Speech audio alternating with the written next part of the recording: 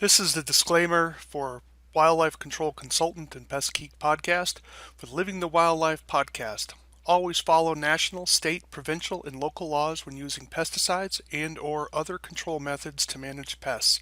Wildlife Control Consultant, LLC, Pest Geek Podcast, Living the Wildlife Podcast, Stephen M. Vantassel, or their or his affiliates are not responsible for followers' use of the information provided here.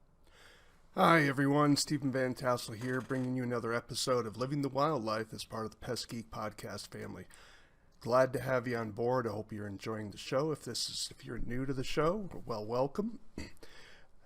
Typically, we produce a broadcast, I guess, or a podcast once a week, about 50 weeks a year, and in particular, this particular podcast only covers vertebrate pests. So we don't deal with insects unless they're related to vertebrates.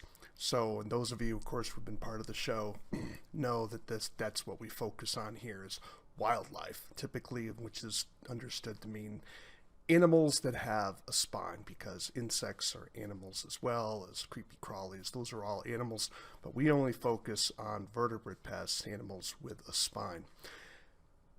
Would appreciate it if you would to take a few moments to subscribe to the channel, to make sure you ring the bell, to make sure that you're getting notifications of when new postings are made, and do join us on Facebook as part of the Pest Geek Podcast family. We'd love to have you engage there, ask questions, and of course you can always contact me at wildlifecontrolconsultant@gmail.com, wildlifecontrolconsultant@gmail.com. I'd love to hear your comments, thoughts. If you have a show that you're interested in, perhaps you have a product or a service that you would like to spotlight and get out to the world. Is one of the fascinating things. Sometimes I've been at different training events, and people from another country would come up to me and say, yeah, I've heard your podcast. And so that's quite gratifying. Would love to hear those types of reports. And yes, even if you have a complaint, I'm interested in hearing that as well. So otherwise, as I've said before, I'm just going to talk about what interests me and what I think might be important for the industry. Because one of the things, if I can just take a little side note here, one of the challenges that we have in industry education is that the desire is always towards, can I make money with this in the next 5 minutes? There is a tendency among certain parts of every industry that just hates education. And unfortunately, while I understand the attitude there, your time is valuable, you're trying to make more money. One of the challenges with service-based industries is that you can only make money by either turning over your jobs faster so that you do more of them, or charge more, or both. It's hard to scale a service industry unless you're hiring workers. And of course, even before this wretched economy, we've had trouble in the industry hiring workers that will do the job and do the job effectively at a pay that they're willing to work for. And so it's been quite difficult.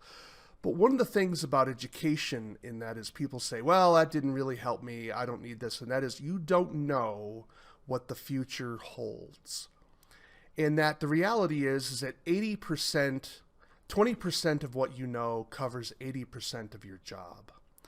It's that last portion, it's those marginal jobs that you may only use the information once. I mean, I remember in school, I'd be asking the question, what am I going to use this information for? I'm never going to need this. And now that I'm a much older adult, I regret some of those decisions from high school, that I didn't take some of that information more seriously and just trust the fact that my teachers were giving me something that could prove valuable to me in the future. I just couldn't see it. And I want to encourage those of you listening to the podcast, again, maybe I'm preaching to the choir here, but sometimes, we have attitudes towards training that are like, well, that really wasn't that helpful, or that really wasn't new, because obviously the longer you've been in the industry, it's harder to find information that's going to quote unquote be new to you. I call it mining for gold. However, you are sometimes going to have, when you're getting training, it reinforces information that you should know and brings it to the forefront. We call it, reviewing the fundamentals. But also, sometimes you may be picking up a tidbit that isn't important now. It may not be important 5 years from now, but maybe 6 years from now, it might be important. You know, I've never had to deal with feral hogs, for instance. However, I've always been fascinated by feral hogs, and I would take classes for feral hogs, even though we don't have feral hogs in the states that I lived in. Or if I lived in a state with feral hogs, I didn't have the opportunity to deal with them because either regulatory or access or that sort of thing.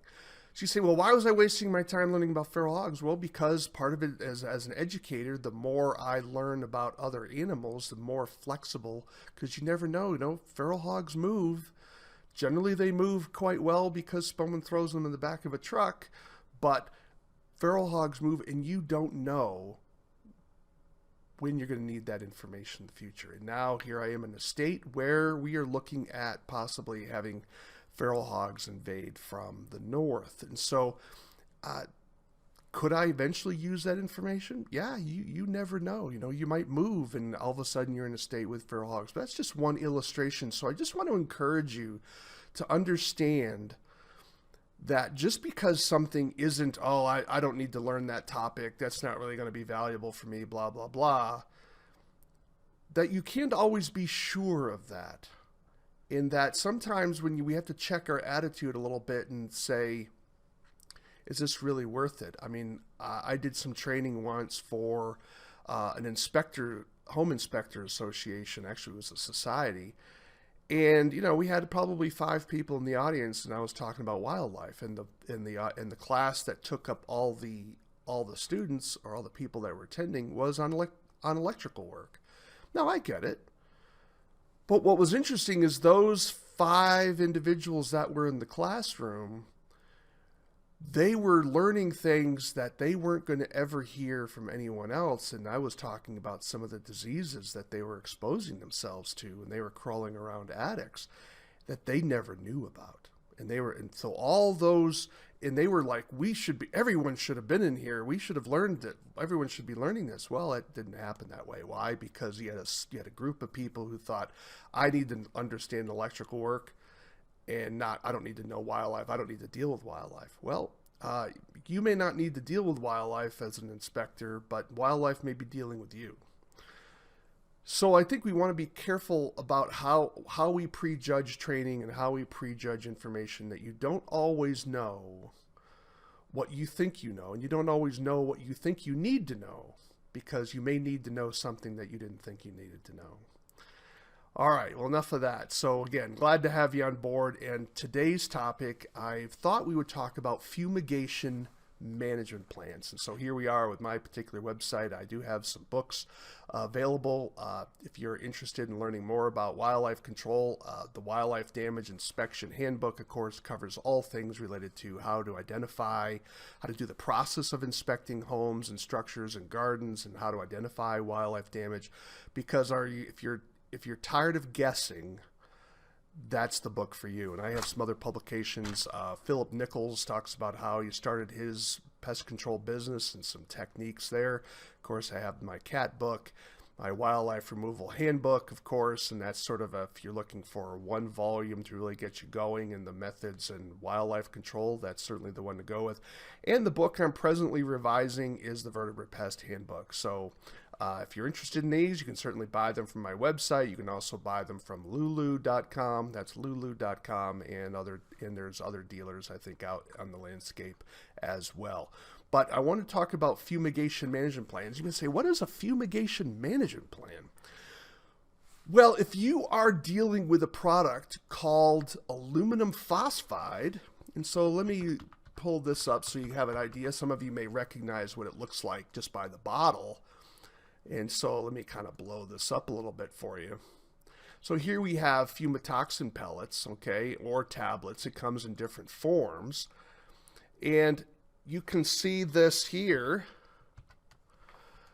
It's basically a very gray pellet or tablet, and it's used to usually fumigate grain bins to kill insects. Those of you in the pest control field are going to be quite familiar with this product, even if you don't deal with grain bins because fumitoxin has been used sometimes for some structural uses to control insects and structures as well. However, a smaller use of the product is to control burrowing rodents on the landscape, such as prairie dogs and ground squirrels and pocket gophers. And so it can be put down the burrow out in the field away from structures, not on residential lawns, and you can use it to fumigate burrows with this product as well. And again, you put it down into the burrow, it reacts with the moisture in the air, it releases phosphine gas. Phosphine gas is heavier than air and it kills the burrowing rodent in its den and burrow. Okay, so pretty straightforward stuff. So one of the requirements for aluminum phosphide use, and again, I'm not using the brand name, fumitoxin would be a brand name, aluminum phosphide is the active ingredient, of which it releases phosphine gas.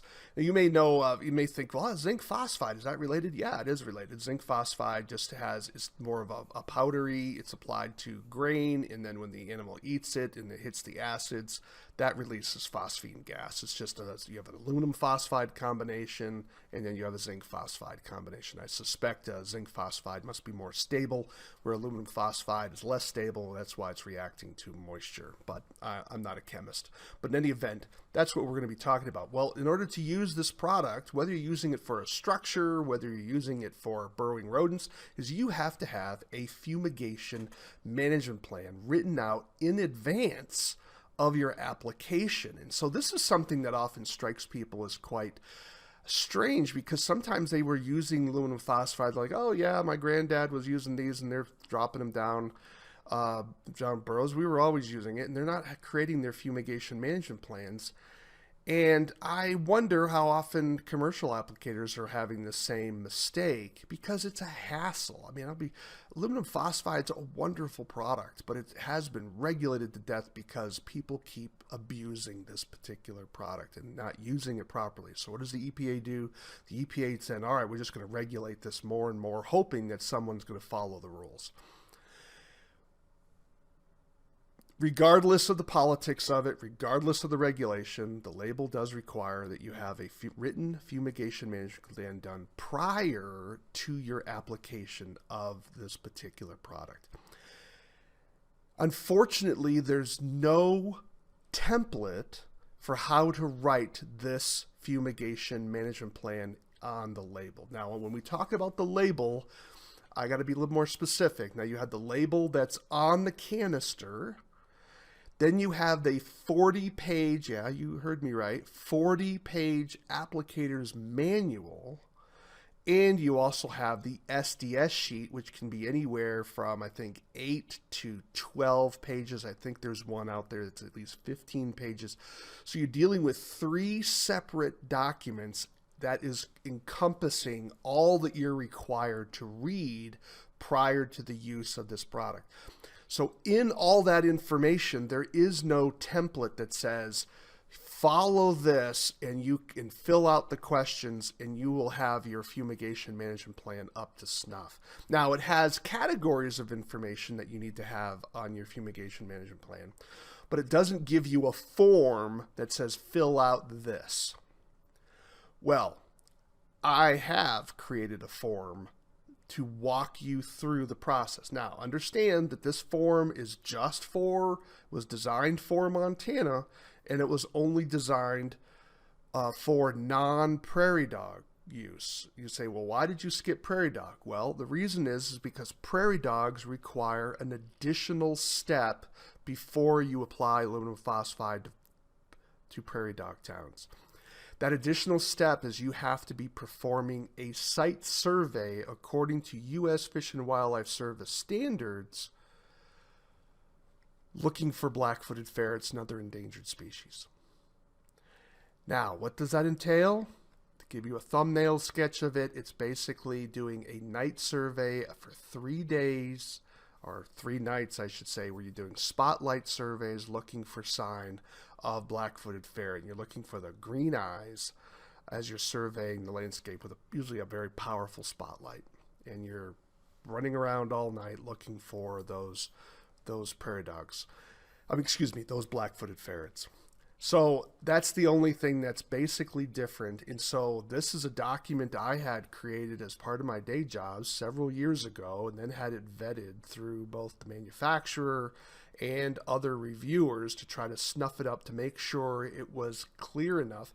And to the best of my knowledge, it covers the requirements of your fumigation management plan. Again, welcome criticism, but this is available at no additional cost. I don't call it free. It's going to be free for you who live in another state, because obviously none of your money paid for it.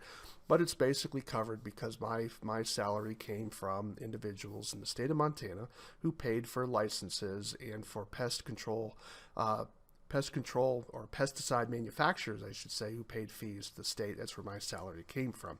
So it's free to you, but it's not free. You know, my pet peeve about anything from the government's not free. So how do you get a hold of this particular document? Well, let me show you how to do that. So you'd go to the Montana Department of Agriculture website, and I have the home page here. It's Montana Department of Agriculture home page. And that's agr.mt.gov. And that brings you right to the Montana Department of Agriculture homepage. On our homepage, you can see the header bar here. Let me try to blow this up for you so make sure you can see it. So I'm blowing this up. Okay, I guess I blew it up a little bit too much there. There we go. So you can see next to the logo, you have Home, Resources, Department Topics. You want to click the link that says Department Topics, and we're going to click that. That brings you up to this other page, and it has 4 columns of text, which is a bit ugly, but basically these are the various topics and categories involved in the state of Montana, of different parts of our department. So now, for some reason, it's not letting me scroll down in my viewpoint here. So let me try this again. Oh, it's still not. So I have to kind of shrink it up. So down here, it says vertebrate pests. That's in the lower right-hand corner. You'll see a little paw print next to it. Vertebrate pests, because as you know, the Living the Wildlife podcast, we only deal with vertebrates here. So you're going to click this particular link, and that's going to bring you to my page, the vertebrate pest page, as part of the Montana Department of Agriculture website. Now, I want to be clear about this. My presentation today is not authorized by the Department of Agriculture. I'm not speaking for the Department of Agriculture. I'm here as wildlife control consultant, giving you information about the fumigation management plan that's available in the state of Montana. Now, I want to be sure you understand you need to make sure that the document we're talking about is going to meet your state or area standards and the label that you have in your hand. My suspicion is, if at nothing else, the document I'm going to show you is at least going to help you move further on the process of creating your own fumigation management plan. Now, one of the things that need to be added here, and that is the Word version of this fumigation management plan. I will be adding that soon. So by the time you get this podcast, that should be up and running. But right now it's a PDF, but it's certainly, those of you who know how to crack a PDF can certainly crack it. But this is something that you are free to use. So here's my particular page. We're going to scroll down, and we're going to get to this particular section, and notice where the skunk is. It says Montana Vertebrate Pest Bulletins, and you're just going to click that. And that's going to bring you to the publications page for the vertebrate pest specialist for the Montana Department of Agriculture. And you can see the publications available here. Download what you wish, but I want to focus on this second one. It's burrowing rodent, parentheses, not including prairie dogs, close parentheses, fumigation management plan template for Montana's pesticide applicators. And that's the document you want to click, and you can certainly download it. Like I said, it's a PDF. And so what this document does is it walks you through the process for what is required, at least for the state of Montana, how to write up a fumigation management plan for the use of aluminum phosphide based products to control burrowing rodents, except prairie dogs. Wow. I mean, that's very technical. But again, we get a little geeky here in the Pest Geek podcast. So we want to be sure you understand this, because this is part of the drudgery of using this particular product. And that is that there is a paperwork element to it. So unfortunately, we can't eliminate that paperwork problem, but we can make the process at least easier for you to fulfill. And I hope this particular document does. Again, I created this back in 2015. So you'll read some introductory text, and then there's some instructions here. Notice what it says. It says, complete the Fumigation Management Plan, FMP, prior to the pesticide application. You need to keep one FMP on file at your home or company location for each fumigation you do.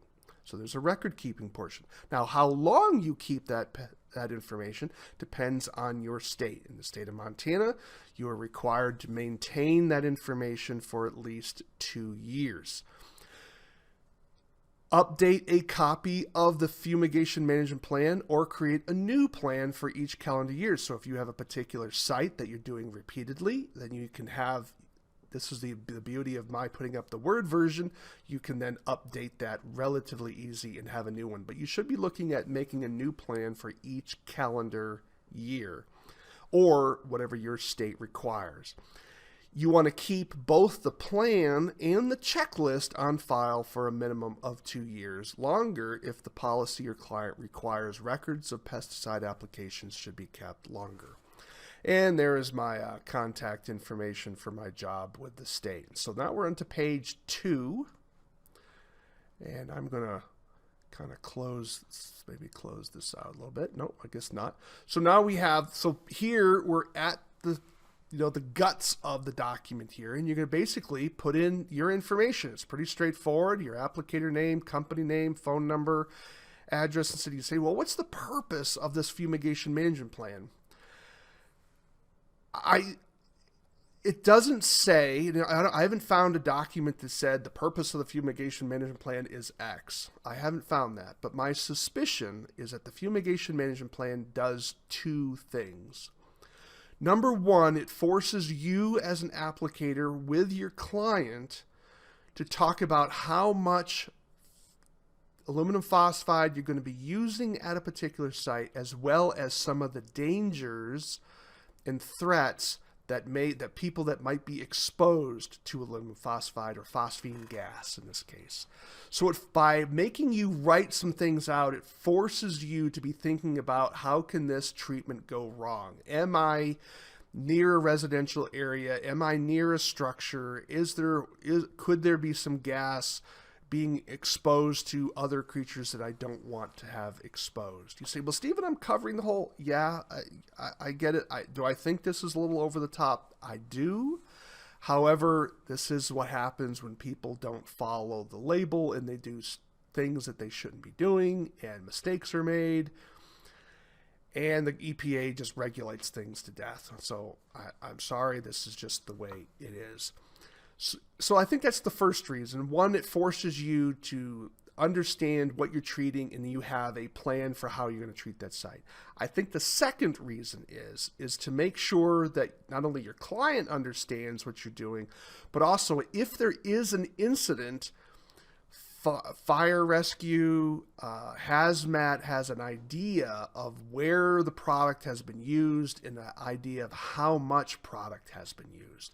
Because when they're coming onto a scene, and firefighters often use water. Well, water with aluminum phosphide is not what you want to use, because it can really create a problem. There was an incident in Texas where a gentleman was who got a hold of a canister of aluminum phosphide, and he had some animals he was trying to control and threw it underneath his trailer. His family was complaining about the smell, and then he figured he'd wash it down. He hit it with a hose, and of course that meant the aluminum phosphide just gassed off enormously fast, and he killed some of his own family and put others in the hospital. And so it was a devastating event. So we don't want that to happen, right? That would be a huge mistake. We don't want to injure search and rescue teams that come out in case there's an incident. We don't want to expose them. So I think those are the 2 reasons or rationales for the fumigation management plan. So you're filling out your name, you fill out the date, and then you answer the question, are you treating a closed burrow system? Pocket gophers are a closed burrow system, or an open burrow system. Difference is, does the animal close the opening to the surface, or does the animal keep it open? Does it close it or open it? So obviously ground squirrels keep their burrow open, pocket gophers keep their burrow closed. That's what that means. And then the checklist here is, have you read the required materials for this? Have you read your pesticide label, a company's applicator manual? Check or no check. Read and review the facility management and appropriate employees, any existing fumigation management plans, safety materials, MSDS, safety data sheets, product label, applicator's manual, and other safety procedures. Check that. Remember, this is going to have the force of law here, so you better make sure you're not lying. Are these outdoor rodent burrows? If they are inside of a structure, don't use this product. And are any of these outdoor burrows within 100 feet of a structure? You can't use this product within 100 feet of a structure. Okay, so these are things to keep you thinking that, so that you need to make sure if you're treating burrows and some of those burrows are within 100 feet of a structure, you can't treat those burrows within 100 feet of a structure. You can treat them if they're 101 feet away from a structure, but you can't treat them if they're, as long as they're not on residential ground, but you can treat them beyond that, but not closer. So you need to have a plan for how you're going to tell your workers, hey, don't treat those. These are off limits. These are on limits. Have you obtained your endangered species bulletin? That's certainly an issue, right? You have to have that. Then you have to write down here emergency contacts. So if something goes wrong, do people know phone numbers that they need to call? Hospital emergency room, poison control, whatever your state departments of agriculture is going to be, fire department, police department, Chemtrack. Some of that information is already provided for you, of course. Then you need to have the landowner name, contact information. In other words, there should be no reason you can't get a hold of somebody. This is serious business. So you need to get everyone's information. So it's a little bit of a pain in that regard. Now you're going to do what's called a site map, and you're going to draw this on this document, or what I would suggest is you can go onto Google Earth and take a screenshot of the area that you're going to be treating, and then you can then use a marker to update it. Remember, Google Earth is sometimes 5 to 7 years old, and if there are new buildings, just simply draw them on the photo. You could attach that photo right onto the document and then make whatever additions. And you need to mark out where you're going to be treating, as well as the check boxes here, a location of right-of-ways and water sources and livestock and nearest telephone lines of communication, treatment area and adjacent areas that are not scheduled for fumigation. So both the treatment area and the non-treatment area needs to be identified. Burrows near buildings or occupied areas with pipes that lead into buildings that will not be treated. In other words, we're worried about that gas entering a structure and harming someone.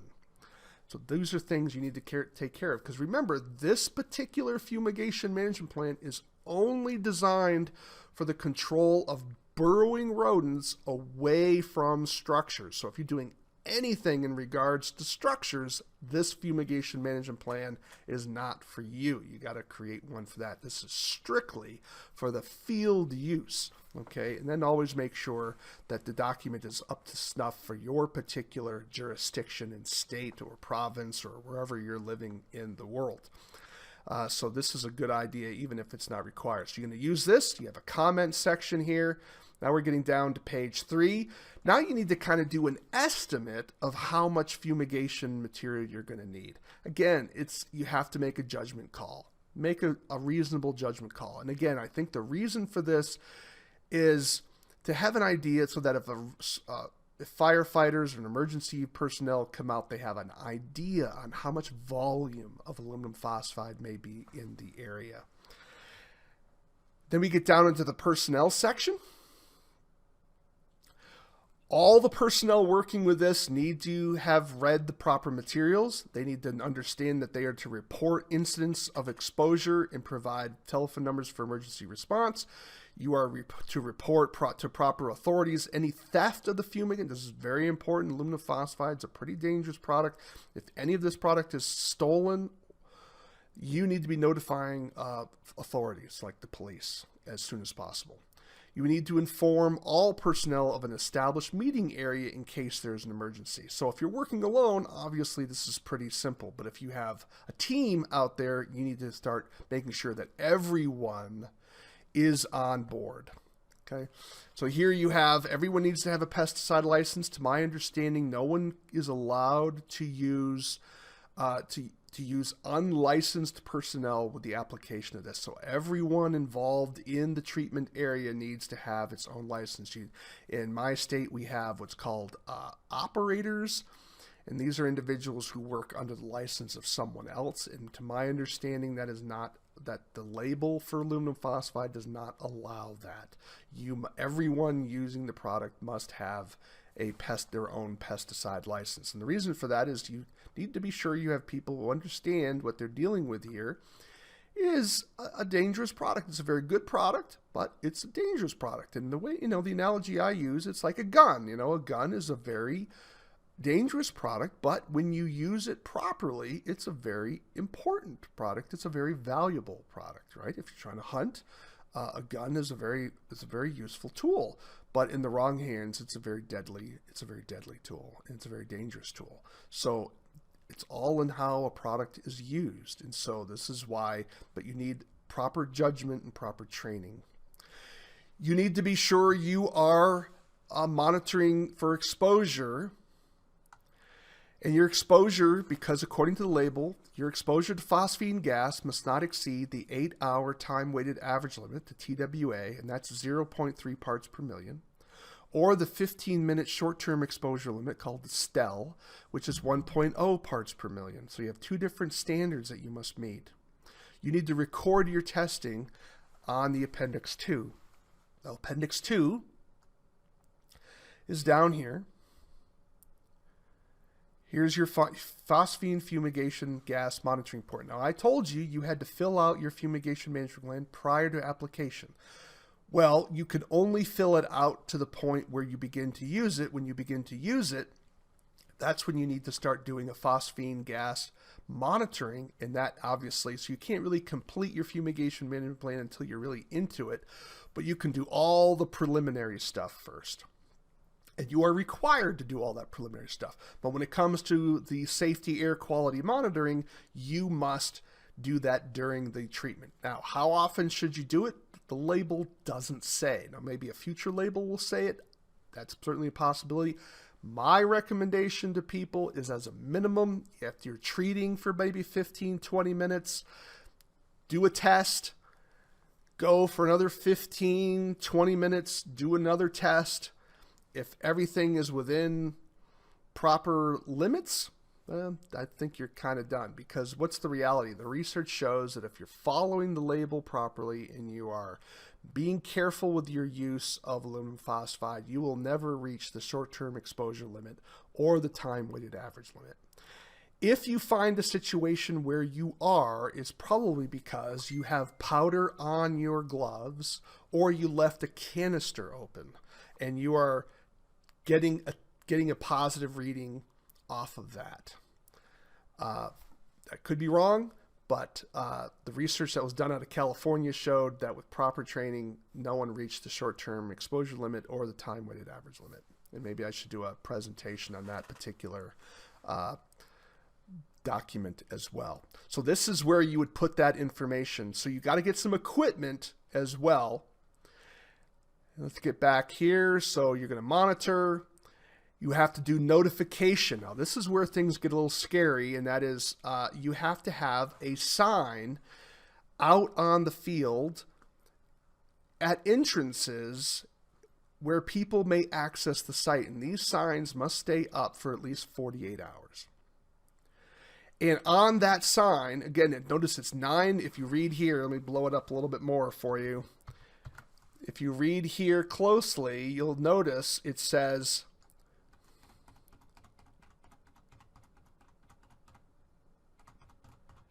I got to get to it. I blew it up maybe too far.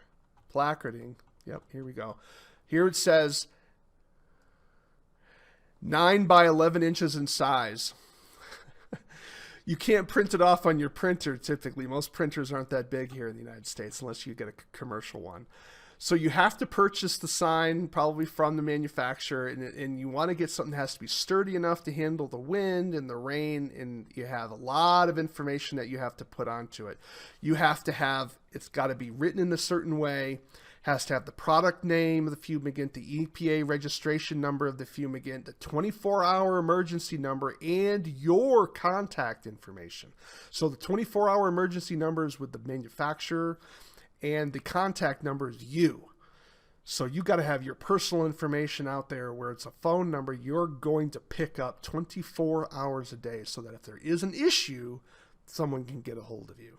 And so how many signs do you need? Well, it depends on how much public access there is to the area. So again, that's a judgment call, but you got to have at least one if there's public access to that particular area. If you are completely fenced in with high 6-foot high fences, and it's a gated area where it's locked and no one's allowed to get in. Maybe there's a guard there, then you probably don't need a sign, although I would put a sign there anyways. Okay, read the label to judge that. Some of these things are judgment calls, and you're going to need to make sure you follow your local areas regulations. So you need to confirm that the official notification of fumigation is done 24 hours prior to fumigation. Now this is again, these are some judgment calls. Do you have to contact emergency personnel? My reading of it is, yeah. Now, you're not asking permission. You're not asking the fire department to give you permission to use aluminum phosphide. You're letting them know that you are using aluminum phosphide. And you should ultimately give them a copy of your fumigation management plan. So that can scare people. It can bring up a lot of things because I doubt most places have done this. So you need to be thinking about, understanding, and this is why this is going to be more than just simply doing this a day or so in advance. You also need to have a written emergency response plan. That's going to be in Appendix 1. And yeah, you're just like, oh, Stephen, this is a lot. Seems like a lot of work. Yeah, it can be. But I think once you get the hang of it and go through this, it can get a lot simpler. But certainly the first time, it's going to feel really weird and tedious. So make sure you put this in. I timed myself for reading the label, the Applicators manual, and the SDS sheets. It took me almost an hour and a half. So make sure you put that in as part of the bill, that it costs you an hour and a half of your time to read all that. Now, I'm a fairly fast reader, right? I have 2 master's degrees. So if you're a little slower, you may need to have 2 hours of time or 3 hours. And I can tell you it's mind-numbing reading. And then whatever it's going to take you to fill this out, and I could easily assume that this might be another hour. And you have to make sure you're charging people for the signs that you're going to need to have, and for the face-to-face time and handing them copies of the fumigation management plan, right? So there's some paperwork involved here that you need to be charging for. So if you charge jobs on the basis of your hours, you need to be adding, I would suggest probably 5 hours as part of the work just for the paperwork side of things.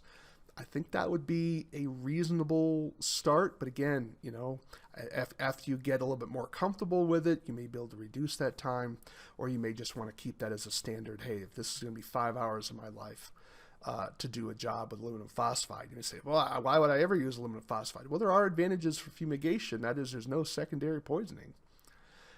So that is an advantage, and it's pretty effective, and it can be relatively fast, depending on how much land area you're dealing with. Okay, so you don't have that residual poison out there that if you had with a bait, for instance. Now you say, why the 48 hours? Well, because it's gassing off, but once it's finally gassed off, you're done. You don't have to worry about, well, is there a bait block out there that might be poisoning some kid or something? So other restrictions, it talks about open burrow systems, closed burrow systems, and then it talks about here how you're going to prepare it for it. So now you have the checklist that you're working through, and you're just going to go through these various questions and make sure that you've done all of them. So again, it walks you through the fumigation management plan process. Talks about the training of your personnel. Everyone needs to be on the same page. There should be no No one should be confused about what they're doing, where they're doing it, how they're doing it, and the type of work that's being done. Then you have the monitoring and safety equipment that you have to have. Everyone needs to have their own respirator with a phosphine gas canister. It needs to be properly fit tested, and they need to have that available to them on site. And of course, you need to have the gas testing equipment. And then you have your post-application operations, that all your unused fumigant product needs to be returned and put away properly and stored under locked circumstances. You need to make sure you take care of your contaminated gloves and that there's a treatment process for that, so that you don't put them in the cab of your truck, because that's going to be gassing off phosphine gas into your cab of your truck. You need to be following all it. There's a lot of safety requirements here. They're not too burdensome, but you need to be careful with those.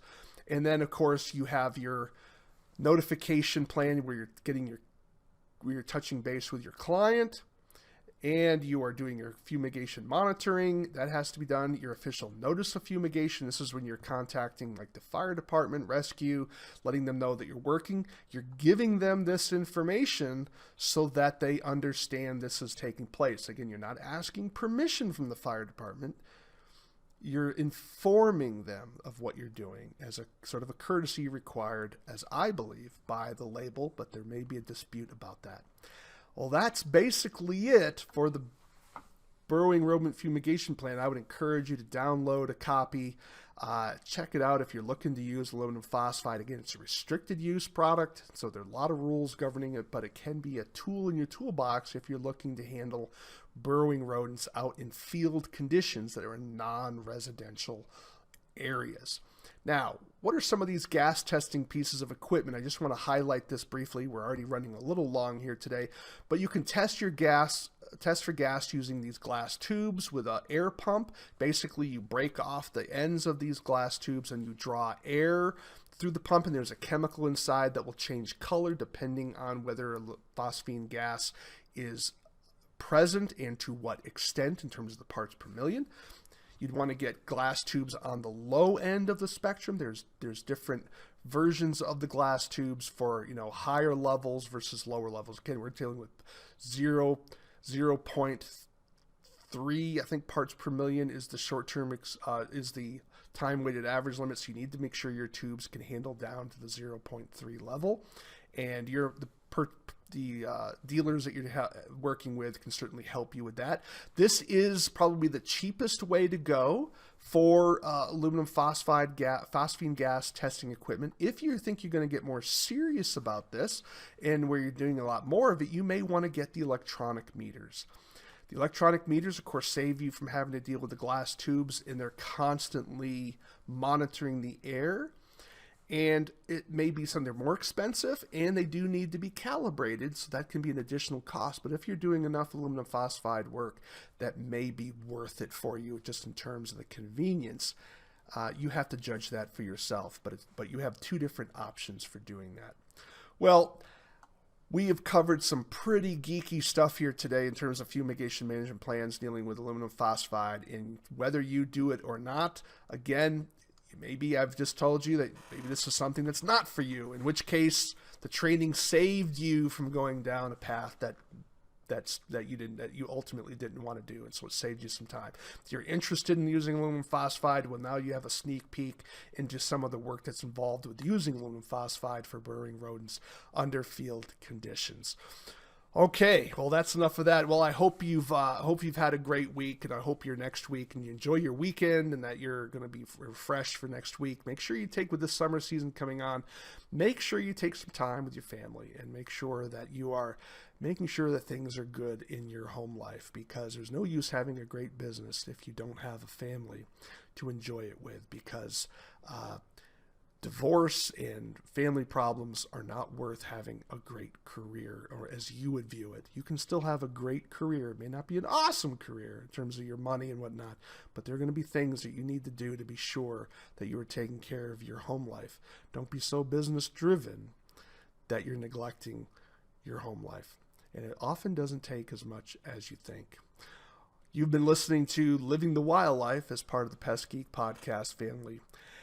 Again, take some time, Do subscribe to the channel, do ring the bell, do reach out to me. Again, I'm at wildlifecontrolconsultant@gmail.com, wildlifecontrolconsultant@gmail.com. Would love to hear from you, your thoughts, ideas, suggestions for shows. If you have a product or service you'd like to market to the public, I'd love to have you on the show and interview you. You can definitely reach me at wildlifecontrolconsultant@gmail.com. Would love to hear from you. Also, join us on Facebook as part of the Best Geek Podcast family. Join the revolution, as Franklin calls it, where we can discuss ideas and thoughts and suggestions on how to improve your work as a pest control or wildlife control professional. You do important work, and we want you to be safe, and we want you to be productive, and we want you to be profitable and live a good life. And why do we call this living the wildlife? We call it living the wildlife because we want you to live the wildlife, not be the wildlife. Take care, everybody.